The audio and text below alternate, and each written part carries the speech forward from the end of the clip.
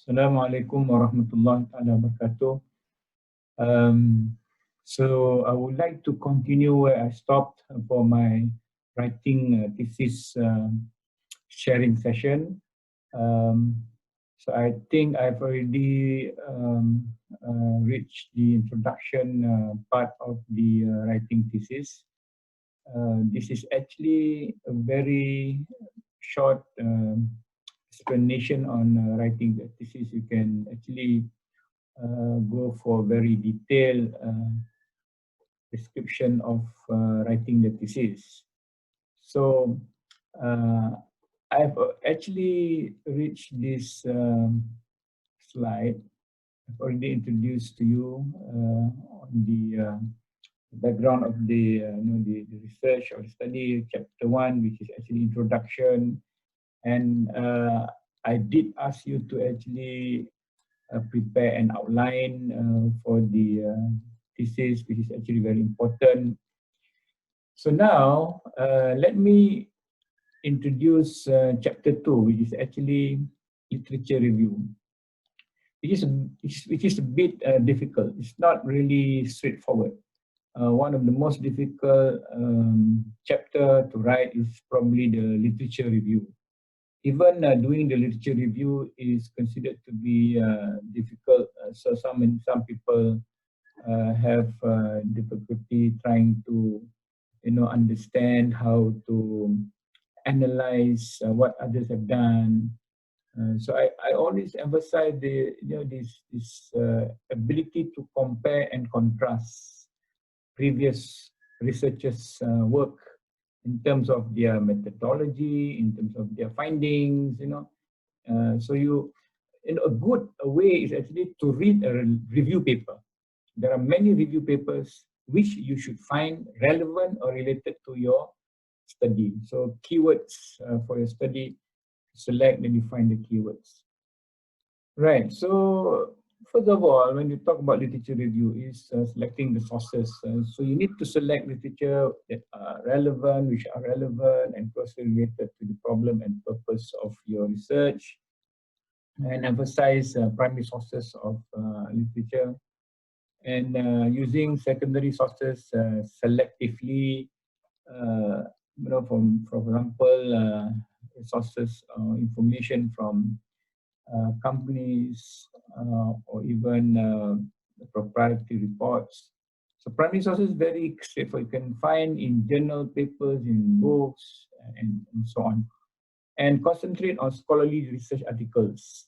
When we say scholarly research article, it means it has been published in reputed journals or conferences.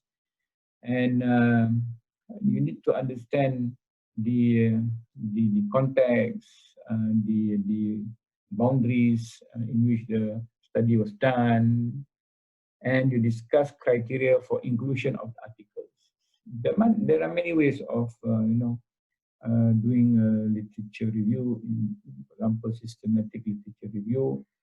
But I believe in funneling, starting from the broad area, then coming out with the smaller area. So when you write your literature review, you should have introduction, body, and conclusion. So section 2.1, for example, introduction. Introduction, you probably want to write in a small paragraph, one paragraph. This chapter 2 describes or represents the review that has been conducted by the researcher. It begins by a definition of the initial concepts, the principles, or even defining the framework. Draw some flow charts and so on. So we can conceptualize your the way that you're going to structure your, again, coming out with a content table of content for your chapter 2. Evaluates the literature. So there's a lot of discussion, there's a lot of explanation and arguments that you must include in the literature review. A literature review is not a report of what people have done. It is not merely reporting. It must assess, it must criticize, it must uh, give your own analysis, and you should explain on that. Okay, then only you can derive on your problem, problem statement, your objectives. People have done certain thing, but what have they missed out? Okay, what have they not included? So these are things that you should include in the literature review. And it summarizes the current state of knowledge on the problem. That's why we are trying to say we are trying to extend the body of knowledge. If for example, today we're talking about the current crisis or pandemic. For example, I'm in the quality management and also production management. It has affected supply chain for the global business. Okay, how do companies and how do industry is going to respond to the current breakdown in supply chain? So what is going to be the future business model for crisis condition? Okay, we have had before, in 2010, the earthquake, the tsunami in Japan, which actually disrupted the supply chains, or even the Bangkok flood in 2010 as well, which actually crippled the electronic industries supplies. So those background must be explained, and you try and propose what you're going to do. So you organize the review by topics or ideas, not by author. I see many researchers who just write down, author A did this, author B did this, author C. This is sequential reporting. Sequential reporting. Sequential reporting is not review. You have to review by topics or ideas or issues or themes, according to different themes, and organize the review logically. The least relevant to the most relevant. That means from broad area to very narrow. So evaluation of the topic by key variables. Discuss major studies, theories individually, and minor studies with similar results or limitation as a group. So it takes time to actually think about it. Okay, it's not just cut and paste from other work and paraphrasing what others have done. No, paraphrasing is one thing, but not reporting. Okay, when you paraphrase, you are reporting author A did, author B did this. No. Issue number one, leadership is important. Who said leadership is important? Mention all the researchers. For example, you talk about total quality. Okay, leadership is important. Who? Deming, Duran. Then you talk about, for example, the need for quality system. Who said this? Who? Then you mix all this, and you filter and come up with your own thoughts and ideas. Sounds easy, but that's how you should be looking at it. So adequately criticize the design and methodology of important studies so readers can draw their own conclusions. Compare and contrast studies. This is what I always emphasize. Compare and contrast previous studies. Then you know what are the weaknesses, what are the strengths, and what are the opportunities. Then you become your own research. Of course, this is already writing up, so you have already done this. Note for conflicting and inconclusive results. That become very, good point for us researchers to actually, because it's inconclusive. So there is an avenue for us to fill up that inconclusive results. And you explicitly show the relevance of each of these problems. Explicitly means to express it clearly so that readers will be able to understand. Okay, I forgot to remind that actually writing any thesis or any dissertation at any level, you should write with the reader in mind, not write in words. Write in words means you only understand, nobody understands this concept. So you have to ensure that whatever you write and express and explain, the reader can click, can actually understand what you're trying to explain. That's very important. That is very important.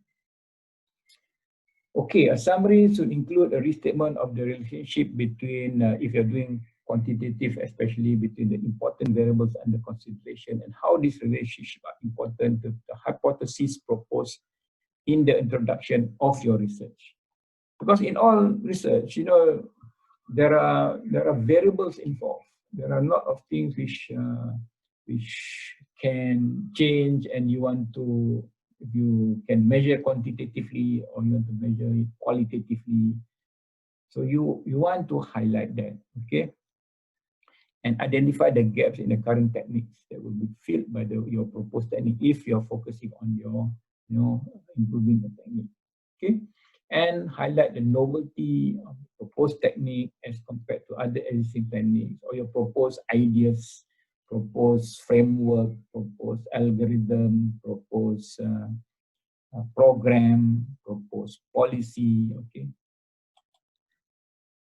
Right, and also from literature review, you can actually identify the significance of your research. So gap analysis is actually trying to find whether it is significant or not. And you can be conducted in order to see how the proposed research would fill in the gap in the area of research. So how does the proposed research relate to the existing body of knowledge in the area? And you have to state explicitly the significance of the purpose or the rationale for your study. But some writing, you can put the same in chapter 1, okay, that is no problem. But you can highlight the significance of your study in chapter 2. That's why I say chapter 2 is the most important and most difficult chapter that many new researchers try to defend at the end of the day. Even the supervisor will keep on asking gap. Where is the gap? The gap is this, what is the significant contribution that you're going to contribute? Okay, from your literature review, someone have probably not, the findings are not conclusive, and there is, this is something that I want to contribute. Okay, why it is significant? It is going to help industry to improve their measurement method, for example. Okay, it will help industry. I always talk about industry because I believe in solving real life problems. Of course, it's important to understand fundamentals.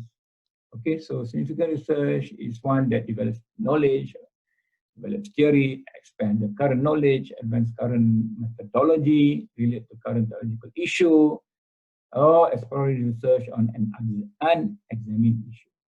Okay, right. So I'm going to stop here. I'll probably create another video specifically for methodology. Right. So for now, this is only a brief introduction of literature review. Okay, how you should write your literature review. Of course, it's more than this. You can refer to other researchers or other supervisors to actually understand writing your literature. review. Okay, thank you for listening. I hope you'll continue viewing or watching my videos. I'll be sharing as much as possible. If you have questions, you can email me. You can just so that I don't miss out, and I will share inshallah. Okay. Assalamualaikum warahmatullahi wabarakatuh.